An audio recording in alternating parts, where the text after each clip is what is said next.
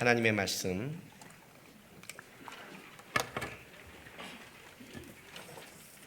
마태복음 1장 18절에서 25절까지 말씀 보겠습니다.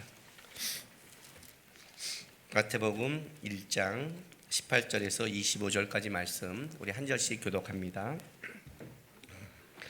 예수 그리스도의 나심은 이러하니라. 그의 어머니 마리아가 요셉과 약혼하고 동거하기 전에 성령으로 잉태되는 것이 나타났더니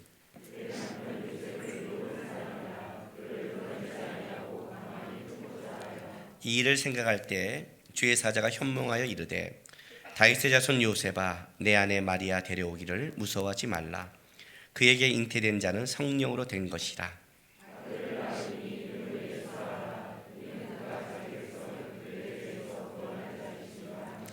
이 모든 일이 된 것은 주께서 선지자로 하신 말씀을 이루려 하심이니 이르시되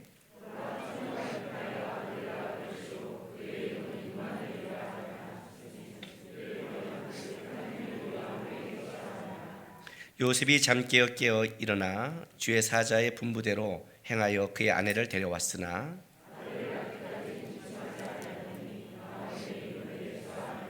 아멘. 도대체 예수님은 언제 태어나시는지 예수님이 이야기를 하는데 언제 예수님이 태어나신지 궁금해하는 사람이 많이 있습니다. 오늘 드디어 끝에 나으니 예수라 하라고 아주 살짝 나왔고 이제 우리 예수님의 진짜 나심은 아마 부활절이 지나야 다음 주는 성례전이고 부활절 예배를 드리고 나야 다시 예수님의 나심을 보게 되니까 아직도 우리가 또 3주를 또 봐야 될 것 같습니다. 그런데 제가 궁금한 게 있어요. 왜 예수님의 나심에 대해서 그렇게 여러분들이 궁금해 하십니까? 여러분이 예수님께 관심은 있으십니까? 진짜 있으십니까? 만약 예수님께 내가 관심이 진짜 있다면 왜 있으십니까? 여러분 예수님께 관심이 왜 있으십니까? 그것부터 좀 점검해 보면 어떨까요? 여러분이 하나님을 찾을 때 왜 하나님을 찾습니까? 하나님이 왕이시잖아요. 하나님이 주권자잖아요. 하나님이 저를 구원했잖아요. 말은 맞는데 진짜 그대로 했으면 그 말이 진짜 왕이고 진짜 주권자고 진짜 하나님이 우리를 구원하는 은혜라는 고백이 진짜 100% 여러분의 마음과 심령 속에 흐르고 있다면 여러분의 삶이 좀 바뀌어야 되지 않을까요? 예배의 태도와 신앙의 태도와 삶의 태도가 바뀌지 않을까요? 진짜 그렇다면 입술의 고백을 말하는 게 아니라 진짜 그렇다면 먼저 우리는 예수님께 왜 이렇게 관심이 가지려 하는지 여러분 그걸 먼저 점검해 볼 필요가 있는 것 같아요. 저는 성경을 보다 이런 고민을 빠진 적이 있습니다. 도대체 성경에 하나님이 우리에게 드러낸 이 인물들은 도대체 이들은 뭘까? 아브라함은 도대체 뭐길래 이삭을 그렇게 모리아산에서 바칠 수 있었을까? 요셉은 17세의 소년으로 인신매매, 형제들에게 인신매매에 대해서 팔려갔는데 그는 어떻게 그 쓴뿌리를 극복할 수 있었을까?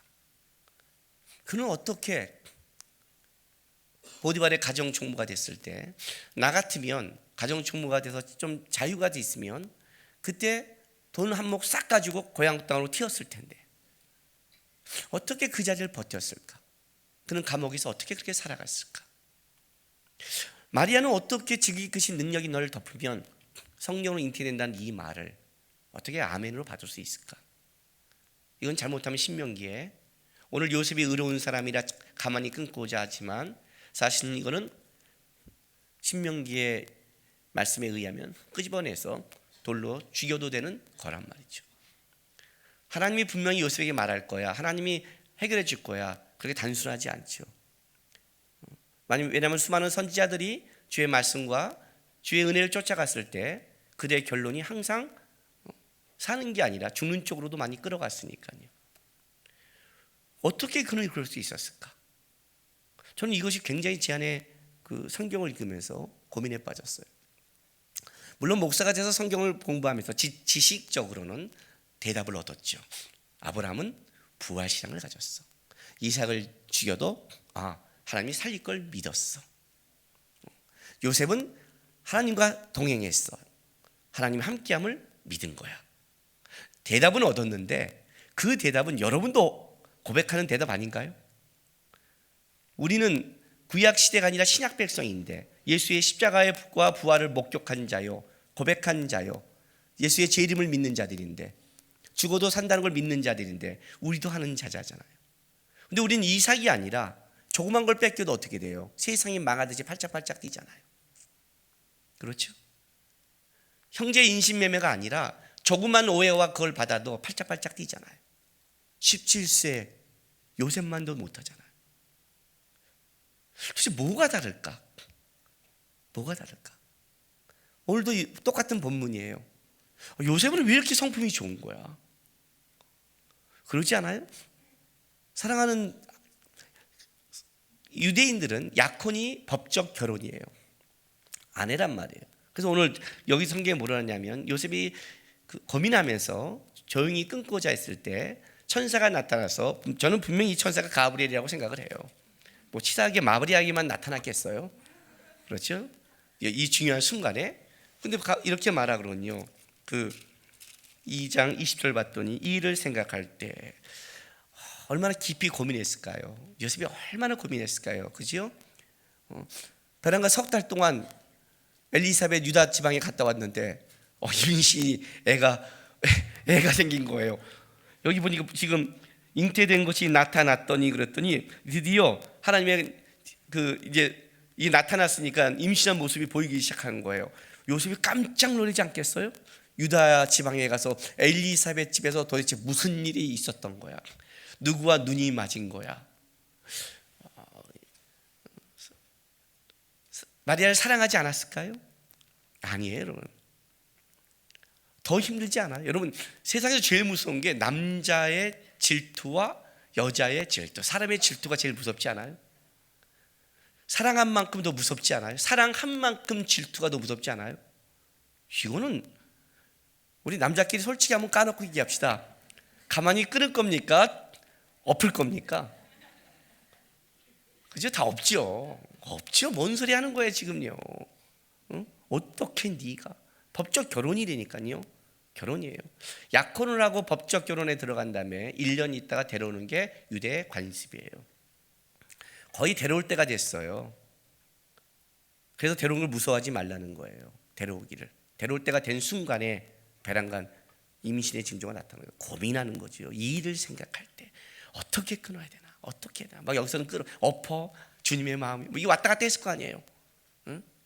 그 마음을 갖고 있는데 천사가 주의 사제가 현명하게 이르되 다윗의 자손 요셉아 내 아내 마리아 데려오기를 무서워하지 말라. 내 아내 마리아 데려오기를. 천사가 아내임을 하나님이 인정시켜 버렸어요. 내 아내다. 무서워하지 마라. 요셉아가 아니에요. 다윗의 자손 요셉아. 언약이죠. 사무엘 하에 다윗의 삶 속에 하나님이 그의 나라가 영원토록 망하지 않겠다고 약속했거든요.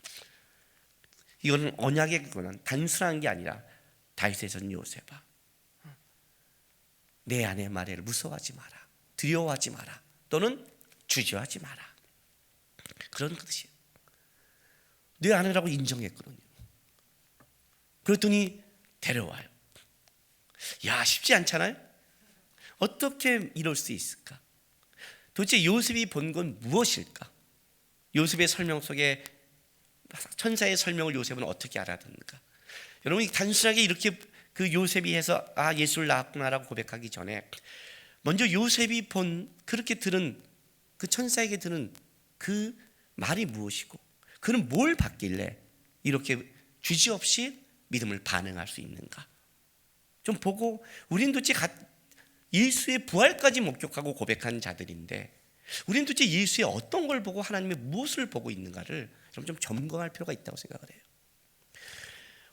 오늘 천사가 이렇게 말을 합니다. 21절에 이제 성령으로 된 것이라고 설명하고, 여러분 이 말에 대해서 요셉이 100% 이해할 수는 없습니다. 왜냐하면 성령의 강림은 사도행전 오순절 때 시작된 겁니다. 그 전에 성령께서는 구약 시대는 부분적으로 역사를 하셨습니다. 성령의 시대는 이제 예수께서 올라가신 다음에 본격적으로 시작된 거기 때문에 이 말 한마디가 요셉이 다 이해할 수 있는 말은 아니었습니다. 그러나 그 다음 21절부터 아들을 낳으니 이름을 예수라 하라. 예수, 히브리어로 구원이란 뜻입니다. 예수. 이 호세아, 여러분 호세아 알죠? 호세아가 뜻이 구원이란 뜻입니다. 원래 여호수아의 이름은 호세아였습니다.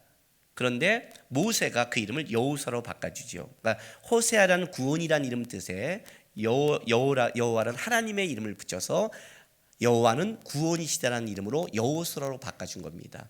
이 여호수아라는 히브리 그 어를 헬라어로 음역하면 예수가 되는 겁니다. 그래서 예수라는 이름을 붙여준 겁니다. 구원. 그래서 그는 자기 백성을 그들의 죄에서 구원할 자십니다 하고, 이 모든 일이 된 것은 주께서 선지자로 하신 말씀을 이루려 하심이니 이르시되 보라 처녀가 잉태하여 아들을 낳을 것이요 그의 이름을 임마누엘이라 하리라 하셨으니 이를 번역한즉 하나님이 우리와 함께 계시다 함이라. 이 말을 듣고 요셉이 잠에서 눈을 깨어서 데려와서 진짜 마리아가 예수님을 낳았을 때 천사의 말대로 그 이름을 예수라고 지어주죠. 그 고백대로 지어진단 말이에요. 그러면 이스라엘 백성 안에서 예수, 여호수아, 호세아 이런 건 같은 뜻인데 그들 안에서 이런 뜻이 있다는 건 뭐냐면 그들은 메시아를 기다리고 있었죠. 진짜 구원자를 기다리고 있었어요. 그것은 다윗의 자손을 통해 하시겠다는 선지자의 말, 그 예언을 그들은 기다리고 있기 때문에 요셉은 이 말을 이해할 수 있는 것입니다. 이해할 수 있는 거죠. 그런데 그 구원자가 어떻게 오시냐면 선지자가 말한 바 보라 처녀가 잉태해서 아들을 낳으니 임마누엘이라 하리라. 이를 번역한즉 하나님이 우리와 함께 하신다로 말씀해 준 거예요. 자, 도대체 처녀가 잉태해서 아들을 낳는 게 왜 하나님이 우리와 함께 하시냐 이겁니다. 그렇죠. 하나님, 이게 다시 한번 여러분에게 또 생각할 시간을 드릴게요. 하도 우리는 생각을 안 하고 살아가니까. 여러분이 하나님이 나와 함께 하신다는 표를 뭘로 가지고 있습니까? 여러분이 하나님이 나와 함께 하셔. 하나님 나 사랑해. 나 하나님 자녀 맞아. 여러분은 그 증거를 뭘로 갖고 있어요? 한번 비교해 봐요. 기도했는데 집 샀어요. 기도했는데 내가 찍었던 사람과 결혼시켜줬어요. 기도했는데 로또 번호가 보여요. 그런 거? 간증을 한번 다 들어보세요. 간증을 들어보면 다 뭐가 나와요, 여러분? 그 간증에 물론 하나님의 이름을 붙이는 건 맞지만, 하나님의 이름을 붙인 건 맞지만 하나님의 이름을 딱 빼도 그거는 세상 사람도 기뻐할 말 아닌가요? 세상 사람도 그러면 즐거워하지 않을까요? 내가 교회 간증을 참 듣다 보면 어떤 이야기를 생각이 들 때가 있냐면 예수 안 믿는 내 친구들의 얘기와 하나님만 빼면 내용이 똑같다는 거예요. 너무 똑같아요. 그렇다면 우리가 진짜 하나님이 나와 함께 한다는 표가 진짜 하나님으로부터 오는 것인가 아니면 세상으로부터 오는가를 한번 생각해 볼 필요가 있죠. 지금 처녀가 잉태해서 아들 낳는데 어떻게 하나님이 우리와 함께하는 표가 되냔 말이에요. 지금 요셉에게 그 얘기를 하는 거예요. 마리아가 애를 낳는 게 하나님이 너와 함께하는 표야. 두려워하지 마, 주저하지 마, 데려와 이렇게 된 거예요. 이게 말이 되냐고요. 이게 우리 집에 문제를 하나 딱 주고 하나님이 그 문제가 하나님 너와 함께하는 표야 이놈아. 사도 바울을 치게 고백을 해드릴까요? 하나님 이 사단의 가시를 나에게 좀 빼주세요. 3번 간구했어요. 완전수 3번. 사단의 가시, 사단. 사도 바울이 느끼기에 이거는 하나님이 줄 수 없다고 느낀 것. 사도 바울 같은 자가 이거는 사단이 준 거야. 하나님의 나라를 방해하게, 복음을 방해하게, 내 열정과 열심을 방해하기 위해서 사단이 준 거야 라고 고백했잖아요. 근데 하나님은 이렇게 응답이 왔어요. 네가 약한 데서 온전해질 것이다. 그러면 그게 그 사단의 가시가 하나님이 그와 함께하는 표잖아요. 봐요. 아무도 하면 안 하잖아요. 말도 안 되는 우리 부모님, 꼬이는 집안일, 그렇죠? 아픈 건강, 빨리 풀어주자면 내 기도 제목, 내 인생 속에서 계속 왜 나는 이게 걸리는 게 많을까? 걸리는 게 많을까? 그런 거. 그 모든 게 하나님이 너와 함께는 표라고 말한다면 아멘 할 수 있겠어요? 하나님이 우리와 함께 한다는 얘기가 좀 얘기가 다르다는 거예요. 이 내용이요. 지금요, 처녀가 잉태해서 아들 낳는 게 하나님이 너와 함께는 표라고 얘기한단 말이죠. 이게 요셉이 알아들었어요. 왜? 자, 이것은 선지자가 말한 바를 좀 찾아가야 돼요. 이 임마누엘의 뜻을 찾아가 봐야 되죠. 이사야서 7장 14절로 가세요. 700년 전에 유다왕 아하스 때 이사야의 예언에 지금 기초하고 있는 거죠. 구약성경 975쪽.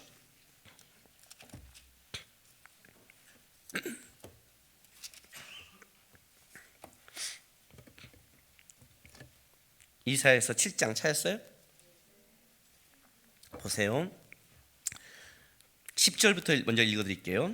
여호와께서 또 아하스에게 말씀하여 이르시되 너는 내 하나님 여호와께 한 징조를 구하되 깊은 데서든지 높은 데서든지 구하라 하시니 아하스가 이르되 나는 구하지 아니하겠나이다. 나는 여호와를 시험하지 아니하겠나이다 한지라. 이사야가 이르되 다윗의 집이여 원하건대 들을지어다. 너희가 사람을 괴롭히고서 그것을 작은 일로 여겨 또 나의 하나님을 괴롭히려 하느냐. 그러므로 주께서 친히 징조를 너희에게 주실 것이라. 보라, 처녀가 잉태하여 아들을 낳을 것이요 그 이름을 임마누엘이라 하리라.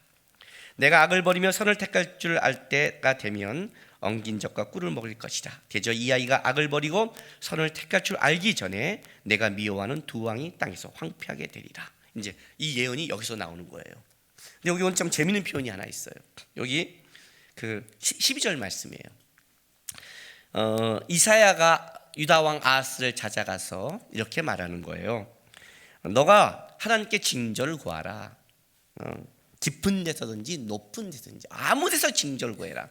하나님이 그 징조를 너에게 들어줄게. 그랬더니 아하스가 나는 구하지 않겠습니다. 나는 여호와를 시험하지 않겠습니다. 그래요. 그러면 이건 좋은 거죠. 주 너희 하나님을 시험하지 말라. 예수님이 말씀했잖아요. 사단이 와서 뭐래요? 성전 꼭대기에서 뛰어내라라. 네가 하나님의 아들이면 천사가 너를 바쳐서 증명해 줄 거다. 그렇잖아요. 근데 시험하지 않았거든요. 왜? 예수님이 뛰어내리면 어떻게 돼요? 그래, 진짜 뛰어내서 천사가 받쳐지면 맞아, 하나님이 나의 하나님 맞아, 그게 증명돼요? 아니죠. 뛰어내린 것 자체가 의심한다는 거잖아요. 지금 그 얘기잖아요. 나는 분명히 믿는데 왜 내가 시험을 해? 웃기고 있네. 이 얘기를 지금 하고 있잖아요. 그럼 이거 좋은 거잖아요. 그런데 이사야가 뭐라고 말하냐면 13절에 다윗의 집이요. 다윗의 집이에요. 언약과 관련됐다고 그랬죠. 다윗의 집이요. 원하건대 들을지어다. 너희가 사람을 괴롭히고서 그것을 작은 일로 여겨 또 하나님을 괴롭히느냐. 이게 지금 하나님을 괴롭히는 거예요. 너가 사람을 괴롭히고 더 나아가 하나님을 괴롭히는 일이냐. 여기서 이 하나님의 괴롭힘이니까 그래서 주께서 친히 징조를 보여줄 건데 그때 처녀가 잉태하여 아들을 낳을 것이요 그의 이름을 임마누엘이라 하리라로 이 예언을 이때 700년 전의 이야기를 바로 그대로 가져온 거예요. 하나의 예수님의 예표가 되는 거죠. 근데 그럼 이 당시도 그러면 처녀가 아들을 낳느냐? 그렇지는 않아요. 그러나 이 당시와 분명히 예수님 당시는 다르지만 예수님은 마리아는 동정녀고 여기서 처녀는 젊은 여자를 뜻해요. 젊은 여자. 그래서 분명히 다르지만 하나의 예표로 가져오는데 그 내용은 중요한 거예요. 이 내용을 이해해야 도대체 오늘 여기서 천사가 말한 임마누엘, 요셉이 이해한 것이 무엇인가를 우리가 찾아갈 수 있는 거예요. 자, 7장, 이사야서 7장 1절 보세요. 우시아의 손자 요담의 아들인 유다의 아하스 왕이 때 아람의 느시라 왕과 르말랴의 아들 이스라엘의 베가 왕이 올라와서 예루살렘을 척사 능히 이기지 못하니라 해서 전쟁이 일어났는데 3절 보세요. 그때 여호와께서 이사야에게 이르시되 2절 어떤 사람이 다윗의 집에 알려 이르되 아람이 에브라임과 동맹하였다 하였으므로 왕의 마음이 그들의 백성의 마음이 수비 바람에 흔들림 같이 흔들렸더라. 그 아람 왕과 북이스라엘이 연합을 해서 동맹을 맺어서 다시 유다를 이제 치러 온 거예요. 이 소리를 들은 거예요.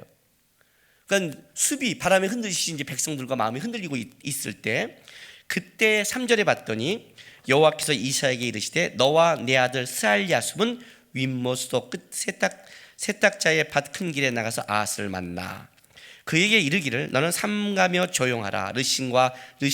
르신과 아람과 르말리아의 아들이 심히 노할지라도 이들은 연기나는 두 부직갱이 구루터기에 불과하니 두려워하지 말며 낙심하지 말라. 무슨 말이냐면 스알야숲, 이사야가 큰아들을 데리고 가서 스알야숲의 뜻은 남은 자가 돌아오리라는 거예요. 남은 자가 돌아오리라. 구약에 흐르는 굉장히 중요한 사상인데 남은 자 사상입니다. 어떤 재난과 어려움이 와도 하나님이 택한 남은 자를 지키겠다는 거예요. 그러니까 스알야숲을 데려갔다는 건 뭐예요? 큰아들을 데려갔다는 건 뭐예요? 그 이름의 뜻을 보면 느끼겠죠. 이사야 갔을 때 그러니까 스알야숲을 일부러 아하스 앞에 세우는 거예요. 남은 자가 돌아오리라. 하나님은 남은 자를 지킨다. 걱정하지 마라. 스알야숲을 보면서 동맹군이 온다. 염려하지 말라. 부지갱이 같을 것이다. 하나님이 이 전쟁에서 너를 이기게 할 것이다.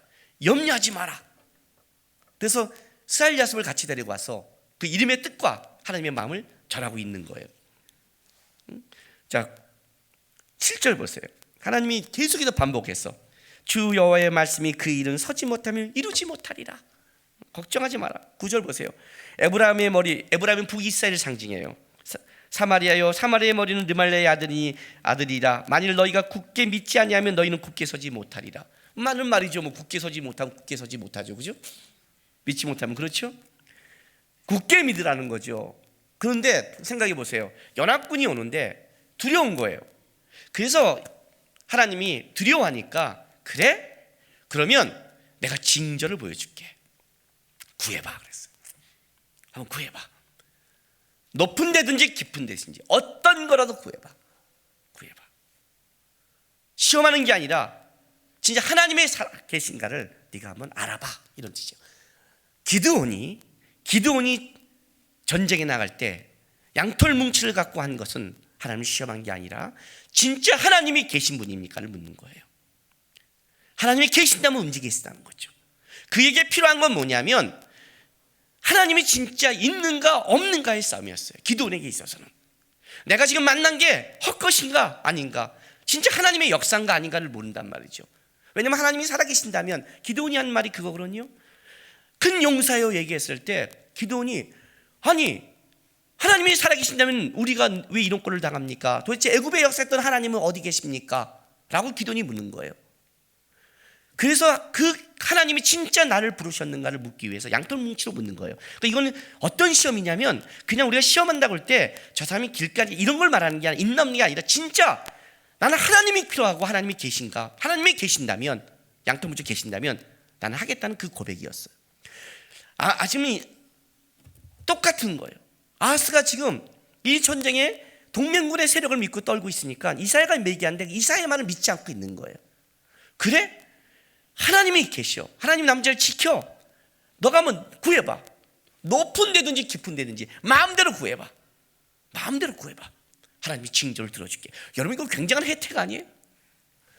그죠? 우리 인생 속에 진짜 계신 안 계실 때는 확 물어볼 수 있잖아요. 높은 데든지 깊은 데잖아요. 여러분 뭐 구실래? 뭐 구할래? 이럴 때요.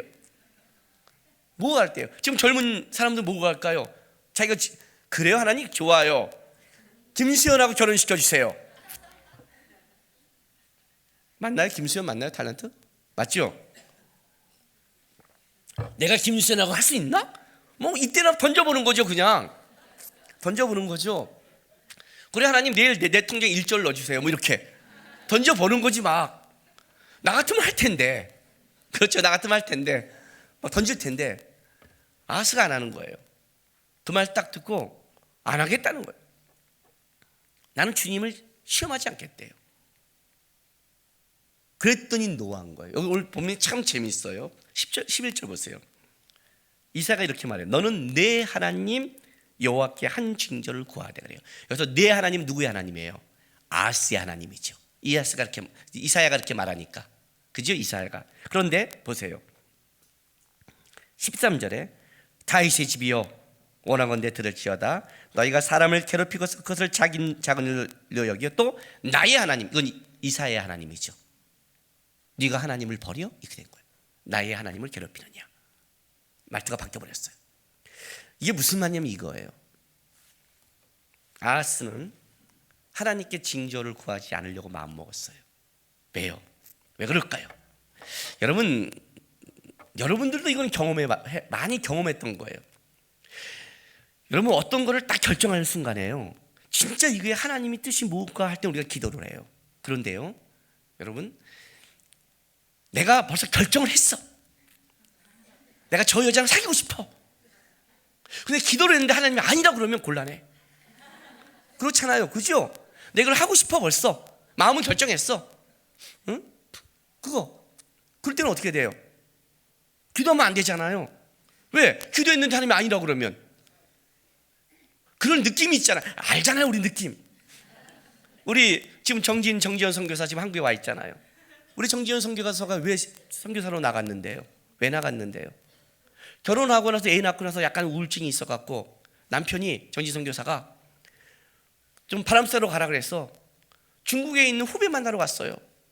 중국에 있는 후배를 만나러 갔더니 후배가 마침 정지현 선교사가 오니까 또 자기는 정지현 선교사 여행 갔지만 거기는 자기 사는 데니까 때는 이따가 같이 여행 가자고 해서 여행을 잡은 데가 티벳이에요. 그래서 티벳 여행을 딱 갔는데 가는 순간, 딱 내리는 순간 느낌이 이상하더래요. 그래서 느낌이 이상할 때는 어떻게 해요? 꼭 하나님이 자기를 여기 가라고 말할 것 같은. 그래서 기도를 안 했대요. 큐티도 안 하고. 나는 이게 100% 이해가 돼요. 어느 순간 내가 뭐 결정하려고 그럴 때 느낌이, 참 그 느낌을 어떻게 그렇게 만든지 모르겠어요. 평소에 내가 하나님의 뜻을 볼 때는 그렇게 모르겠는데 꼭 요럴 때 내 마음이 요런 하나님의 뜻이 그럴 것 같아요. 거의 99% 맞아요. 우리 다 알고 있어요. 죄악 때문에. 죄는 다 알고 있어요, 그죠? 그러니까 이거 기도하면 안 될 것 같아. 기도를 안 한 거예요. 안 하고 관광만 신나게 하고, 그리고 이제 올다 비행기 오다 돌아오는 길에 이제 근데 다시 기도를 해야 하니까 하나님을 평생 끊을 수는 없으니까 기도를 딱 시작했는데 그때 하나님께서, 정지현 선교사 불교 집안이거든요. 티베트 불교잖아요. 문화가 같잖아요. 누가 불교 집안에 태어나서 누가 그 문화를 이해하겠니?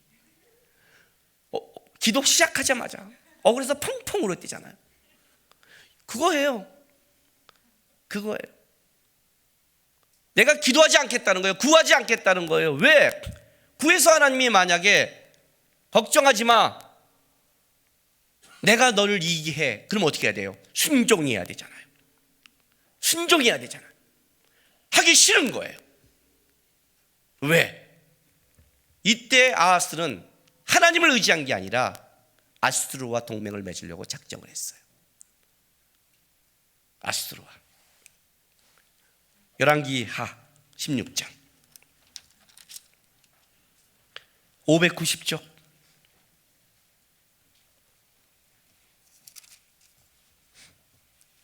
와, 589쪽. 찾았어요? 구약성경 589쪽 열왕기하 16장. 봐요. 1절. 르말랴의 아들 베가 제 17년에 유다 왕 요담의 아들 아하스가 왕이 됐죠. 그죠? 5절 보세요. 그때 아람 왕 르심과 이스라엘 왕 르말랴와 아들 베가가 예루살렘에 올라와서 싸우려 하여 아하스를 에워쌌으나 능히 이기지 못하니라. 자, 능히 이기지 못했다는 게 뭐냐면 이게 아하스가 이겼다는 게 아니라 다른 지역을 다 점령하고 예루살렘 성을 포위했어요. 그만큼 몰렸는데 이제 예루살렘 성 굉장히 산지에 있고 고지에 있어요. 그래서 끄집어내서 싸워야 되는데 아하스가 아예 싸움에 응하지 않는 거예요. 그러니까 싸울 수가 없는 상황이 돼버린 거예요. 그 시간에. 그렇고 나서 자 6절 보세요. 당시 아람 왕 르신이 엘랏을 회복하여 아람에게 돌리고 유다 사람을 엘랏에서 쫓아내었고 아람 사람이 엘랏에 이르러 거기에 거주하며 오늘까지 이르렀더라. 아하스가 아수르 왕 디글랏빌레셀에게 사자를 보내 이르되 나는 왕의 신복이요 왕의 아들이라. 이제 아람 왕과 이스라엘 왕이 나를 친히 청하건대 올라와 그 손에서 나를 구원하소서 하고 아하스가 여호와의 성전 왕궁 곳간에 있는 은금을 내어다가 아수르 왕에게 예물로 보내더니 아수르 왕이 그 청을 듣고 곧 올라와서 다메섹을 쳐서 점령하여 그 백성을 사로잡아 기드로 옮기고 또 르신을 죽였더라. 여기 나오죠. 아수르에게 연합하는 거예요. 이게 무슨 말이냐면 유다는 밑에 있고 이스라엘은 북쪽에 있었어요. 그 북쪽 저쪽에 아수르가 있는 거예요. 그래서 북이스라엘과 아람은 반아수르 동맹을 맺은 거예요.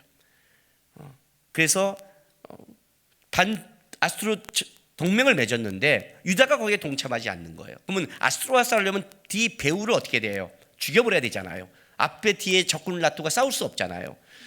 그래서 공격해 들어오는 거예요. 그런데 하나님이 뭐라고 말했냐면 걱정하지 마. 하나님의 힘으로 이 동맹군을 무찌러 칠 거야. 염려하지 말고 징조를 구해 그랬는데 자기는 하나님의 도움보다는 아수르의 힘이 필요한 거예요. 차라리 아수르와 분명한 확실한 아수르와 연합해서 이긴 게 낫지.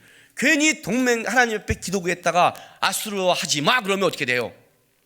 믿음으로 버텨야 되는데 확실한 걸 찾겠다는 거죠. 하나님 시험하지 않겠다는 거예요. 참 말은 멋져요, 그죠? 말은 멋져요.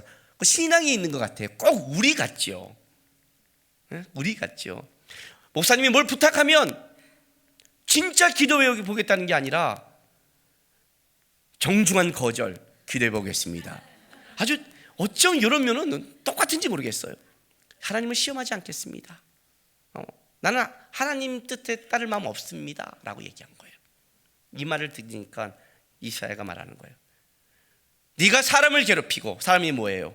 너의 잘못된 신앙과 정치 때문에 남유다 백성이 얼마나 지금 힘들어하고 있는데요. 외세 때문에.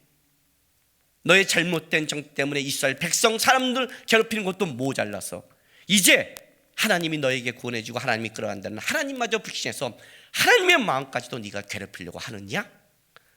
좋다. 네가 징조를 안 구해? 하나님이 징조를 직접 보여주지 말했어. 네가 안 구하면 내가 보여줄게.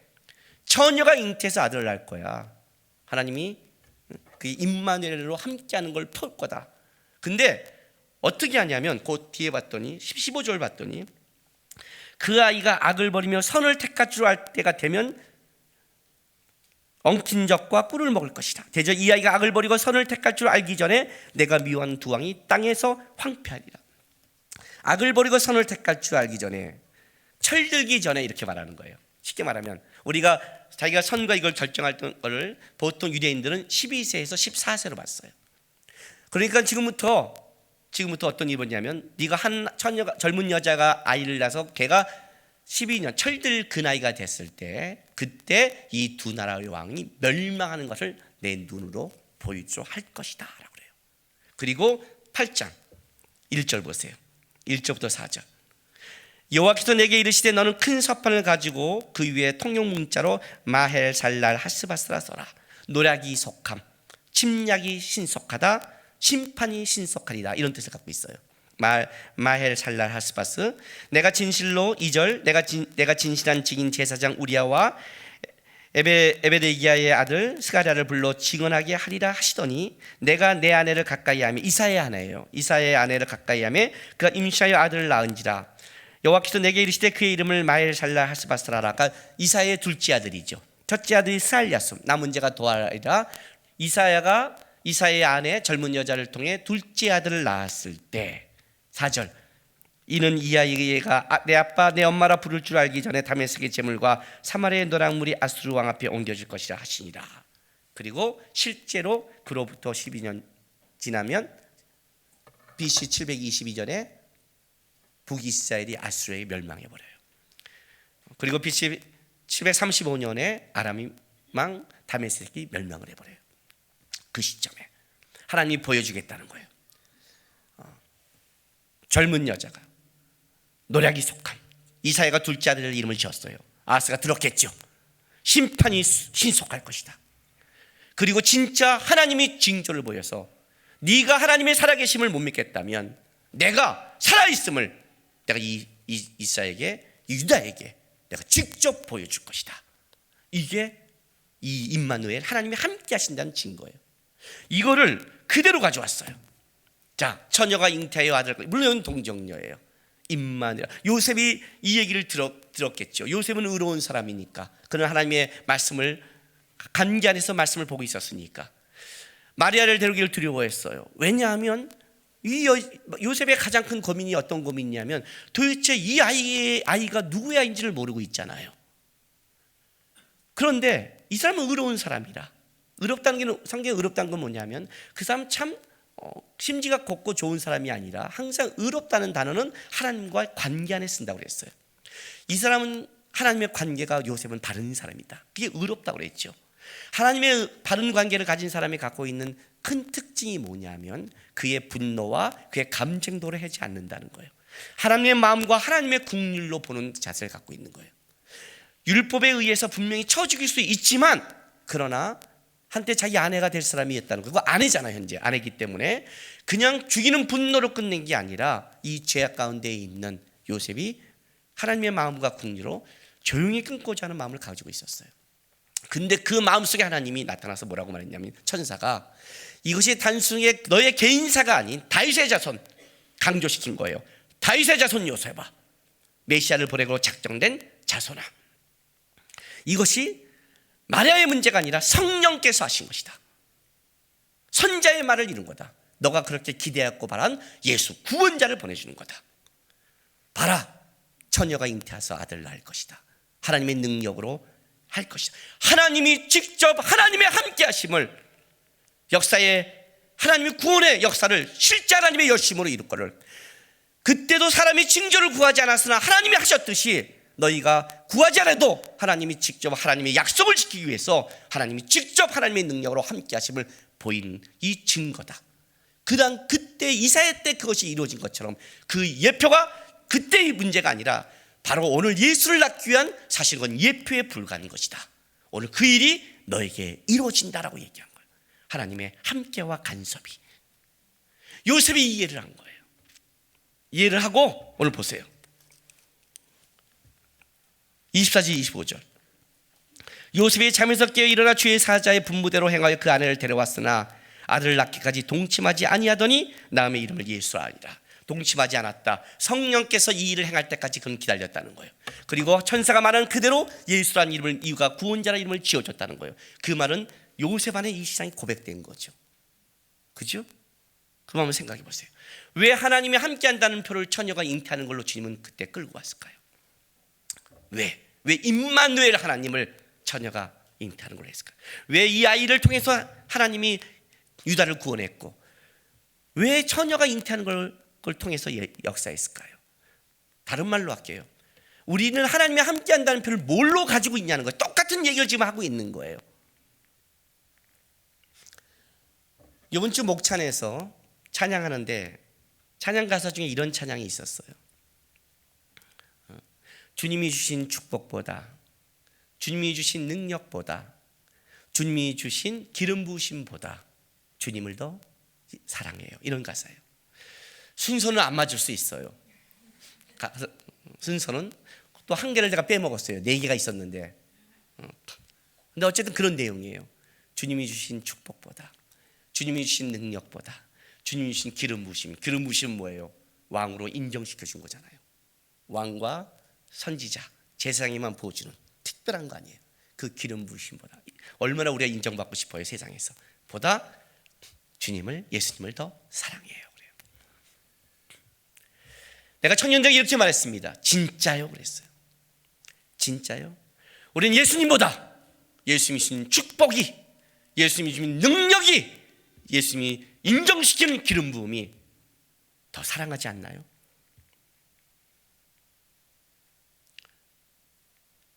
그 차이가 얼마나 큰 차이인 줄 아세요, 여러분?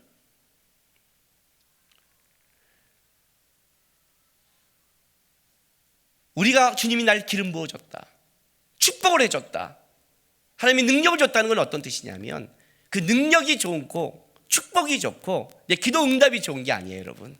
그게 아니에요. 돈을 얻는 거, 여자를 얻고 사업이 잘 되고 집안이 잘 된 게 복이 아니라 예수를 얻은 게 복이에요. 그 표에는 예수님이 나와 함께하고 있구나, 내 기도가 떨어지지 않고 있구나, 내 기도를 듣는 분이 있구나, 하나님이 계시구나, 그걸 할 때 그게 복이 되는 거예요. 주님이 주신 축복과 능력이 복이라면 여러분, 주님이 아니라 다른 사람이 그 축복과 능력을 주면 그 사람을 쫓아갈 거예요. 그게 샤머니즘이에요. 비나이다 천지신명께 비나이다. 내 정성과 소원을 비해서 내가 원하는 거 주시면 하늘에 시든 땅에 시든 상관없습니다. 이게 샤머니즘이에요. 기독교는 그걸 말하는 게 아니에요. 예수가 필요하다는 거예요. 하나님이 함께한 증거가 뭐냐? 처녀가 잉태해서 아들을 낳는 거예요. 처녀가 어떻게 잉태해서 아들을 낳아요? 마리아의 고백이잖아요. 어떻게 이런 일이 있을 수 있습니까? 그때 뭐라고 말을 해요? 지극히 크신 능력이 널 덮으면 뭐예요? 하나님은 새로운 창조를 할 수 있는 분이다. 하나님은 불가능을 가능케 할 수 있는 분이다. 천지를 만드신 하나님이 너 안에 새로운 창조로 생명을 만드는 것은 아무것도 아니다. 너희 하나님이 이런 분이다. 불가능을 가능케 하는 분이다. 그게 하나님이 너와 함께하는 표다. 그 얘기를 하는 거예요. 너가 믿는 하나님이다. 그 예수를 바라봐달아요. 아하스가 뭘 못 본 줄 알아요? 하나님이 어떤 분인지를 모르는 거예요. 아수르의 힘은 보고 있는데 하나님의 능력을 못 보고 있어요. 그게 아하스가 무너져버린 이유예요. 우리의 신앙이 똑같아요. 내가 초반에 여러분에게 이렇게 물었어요. 여러분 왜 예수님을 찾습니까? 여러분 왜 예수님을 기대하십니까? 여러분 왜 예수가 필요하세요? 예수가 주신 능력? 예수가 주신 축복? 예수가 주는 기름 부음? 그게 필요하세요? 그러면 여러분 예수가 누군지를 모를 거예요. 왜 예수가 필요한 줄 알아요? 예수가 함께 해야만이 내 인생에 소망이 생기고 이유가 생기고 살아갈 목적이 생기는 거예요. 말했죠? 예수란 그 이름이 어떤 거냐면 단순히 그냥 구원자가 아니라 사망이 예수와 붙으면 생명으로 탈바꿈하고 불가능이 예수와 붙으면 가능으로 탈바꿈하는 거예요. 그게 예수라고 그랬죠. 예수님이 부정한 자를 만지면 부정해지는 게 아니라 부정도 예수와 만나면 정해지는 거예요. 그게 지금 하나님이 함께한다는 증거예요. 여러분, 하나님이 나와 함께한다는 증거가 뭐예요? 집을 줬습니다. 이겁니까? 아니에요. 주가 주신 집, 주가 주신 직장이 아니에요. 주가 나의 주인이라는 거예요. 예수가 하나님이 함께한 증거라고 얘기하는 거예요. 예수를 이 땅에 준 게 하나님이 너와 함께한 증거라는 거예요. 왜냐하면 예수 안에 모든 게 바뀔 것이니까, 죄도 예수 안에 바뀔 것이니까 그 예수가 증거가 되는 거예요. 예수가 너와 함께하는 증거라는 거예요. 여러분이 예수를 믿는다는 건 어떤 거냐면 하나님이 나와 함께한다는 증거예요. 이해가 돼요? 제자훈련을 하고 있는데 청년 때 목요팀이라는 37명의 제자훈련을 하고 있는데 하나님이 저한테 배란간 이렇게 말씀하셨어요. 그 설교 끝나고 나서 기도회를 시작하는데 남구가 지금 너에게 한 가지 내가 너에게 소원을 들어준다면 뭘 부탁하겠니? 그리고 여기 있는 사람들에게 한 가지 내가 소원을 들어준다면 지금 뭘 부탁할지 생각해보라. 이 마음을 주셔서 저도 생각을 했고 또 이 여기 있는 청년들에게 물었어요. 지금 하나님 여러분의 한 가지 소원을 생각하라고 합니다. 지금 들어오신다면 뭘 하겠습니까? 저는 가정구원하고 돈하고 왔다 갔다 했어요. 돈도 급하니까 그냥 가정구원을 택했죠. 그리고 했더니 거기 있는 사람들이 이제 하나씩 했어요. 뭐라고 다 얘기했어요. 그 얘기가 다 끝나고 모든 사람이 끝나고 하나님 우리가 한 가지 소원을 얘기했습니다 했더니 주님이 저한테 다시 이렇게 물었어요. 남구가 내가 너를 위해 십자가에서 죽었다. 그걸로 부족하니? 그러더라고요. 내가 너를 사랑하고 내가 너를 위해 죽었는데 그걸로 부족해서 내가 뭔가 한 개를 좀 더해줘야 너는 하나님이 살아있고 하나님을 믿는다고 말하겠니?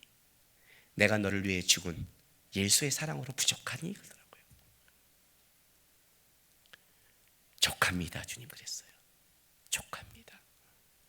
평생에 어려움과 고난이 있을지라도 예수의 사랑이면 족합니다.